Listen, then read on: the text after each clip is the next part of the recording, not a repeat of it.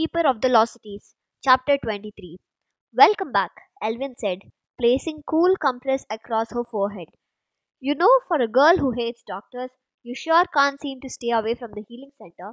She pulled herself into the sitting position, wincing as pain whipped through every muscle.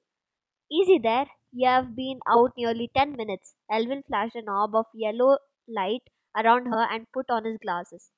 10 minutes? What happened? No idea. I've never heard of anyone getting seriously injured while splotching. Leave it to you, he chuckled. Her memory flooded back, splotching, flying backward through the room. Fitz's crumbled body. Where's Fitz? Is he okay? He's fine. Elvin pointed to her left, where Fitz lay in a bed with his eyes closed. He's unconscious. He'll come around any minute. Elvin placed a cold compress across Fitz's forehead, and his vivid eyes sprang open. When what happened? He mumbled, closing his eyes. Elvin chuckled. Must have been some splotching match. Will he be okay? Of course. If he weren't, Bullhorn wouldn't be freaking out right now. Or worse, laying next to him. He pointed to the slinky grey creature curled up in the corner. Banshees can sense when someone's in mortal danger. Fitz hit his head a little harder than you, so he needs another minute for the medicine to set in. This all my fault, Sophie groaned. She wasn't sure if that was true, but it seemed like the most likely option. What did you do during the match? Elvin asked. I don't know. Fitz stirred and looked more lucid when he opened his eyes. How are you feeling? Elvin asked him. I've been better, but I'll live. Fitz winced as he sat up. Are you okay? He asked Sophie, rubbing the back of his head. She nodded, feeling shy. She hadn't really talked to him since the first day of school. Elvin handed them each a blue vial. This will ease the pain. You'll still be stiff tomorrow, but I can't help that. He glanced behind her tongue, zinged as Sophie swallowed the sore medicine, but the ache in her back vanished. Do either of you remember what happened?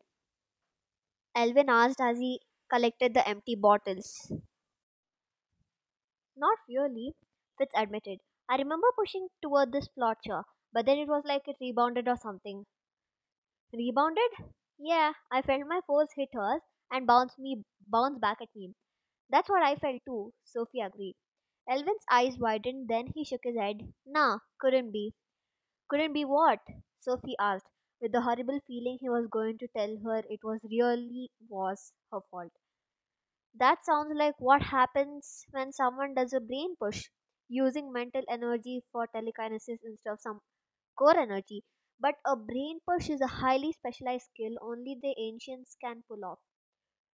Sophie's heart hammered in her ears. She had pulled energy from her mind in the match. What that was it a brain push? Doesn't telekinesis always use mental energy? It uses mental control, Elvin explained. Your concentration controls how you use energy. When you send it, how much you send. But the actual energy and strength comes from your core. Don't you feel the pull in your gut when you draw on it? She did. But why would a brain push send us flying across the room? Mental energy doesn't mix with the core energy, so they are rebound. The ma- that matched what she had felt. But how could that be?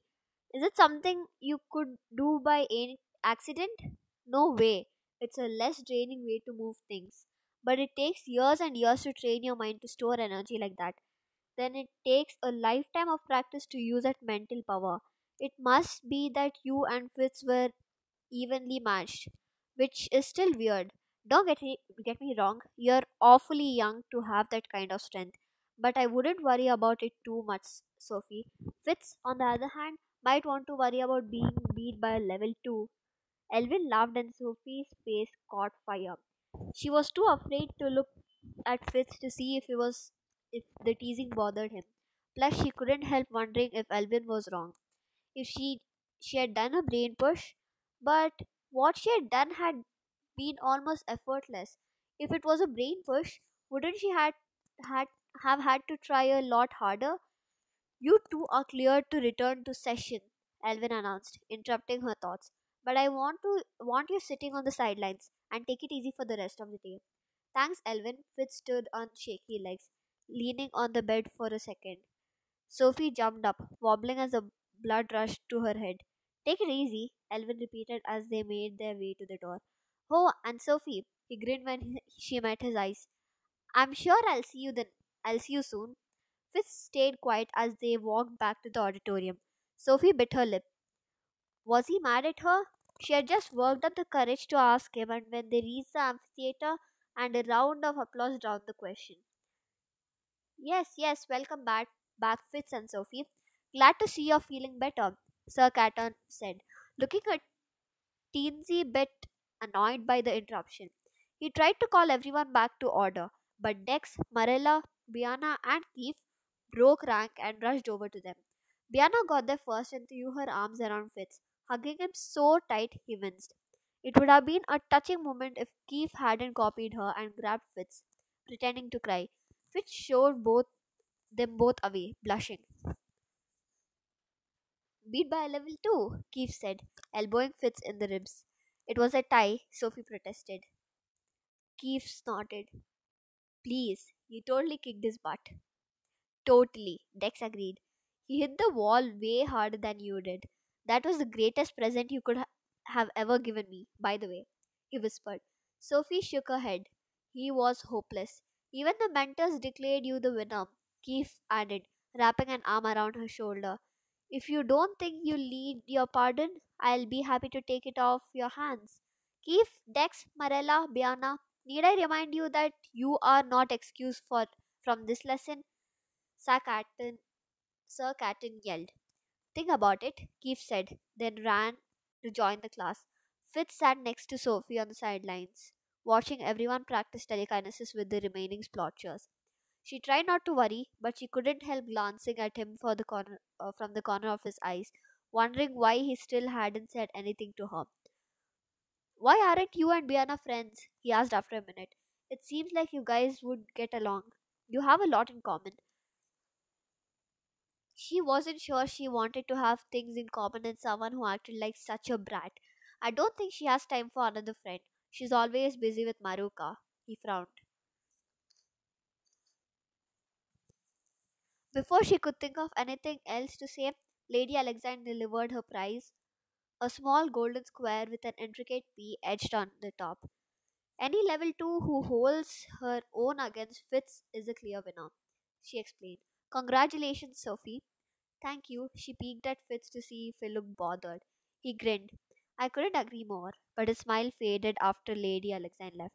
You really don't know what happened during the match? I don't know. I do remember pushing some energy from my mind, she whispered, afraid to look at him.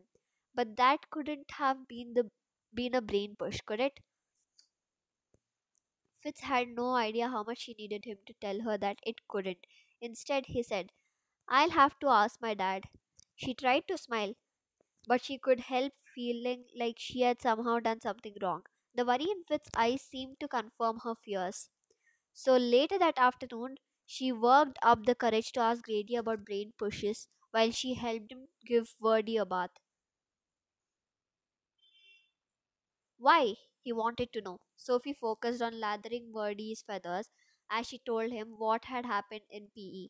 Grady and Adeline knew about her telepathy and her silent mind, but she hated reminding them how different she really was. Who would want to adopt a freak as their daughter? She tugged out three loose eyelashes before he finally spoke.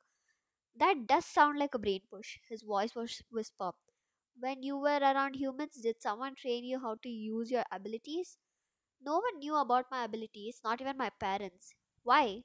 Birdie stood, getting annoyed with her distracted bathers. Grady waited until the soggy dinosaur had settled before he answered. The way you use your mind, Sophie, someone had to teach you. It's not possible that you just instinctively know these skills. But no one taught me anything. I remember that. Would you? How could she not? Besides, how would human even know how to teach me to use my abilities? It's not like they can do what we can. Grady stared in the distance. No, you're right. Only an elf could teach you. And the first elf I met was Fitz, she added, reminding him as much as herself. She didn't like the worry lines that creased his forehead. She couldn't have met an elf without knowing it, could she? No, she had never met anyone else with a silent mind, except for that jogger that day. But she had barely talked to him for 5 minutes. He couldn't have done something to her, could he? Wouldn't she have felt something? And why would he do that? Plus, Fitz said they had been looking for her for 12 years. Even the council didn't know where she was. There was no way she could have met any other elves. But if humans didn't teach her and elves didn't teach her, who did? She searched her memory for the rest of the night, and when she went to bed, she was no closer to the solution. So many things about her past raised more questions than they did answers. It was enough to drive her crazy. She had to let this go. She had enough to worry about her adoption and Bront and gaining the council's permission to stay at Foxfire. Once she had her future settled, she could search her past. Until then, she had tried to put it out of her mind.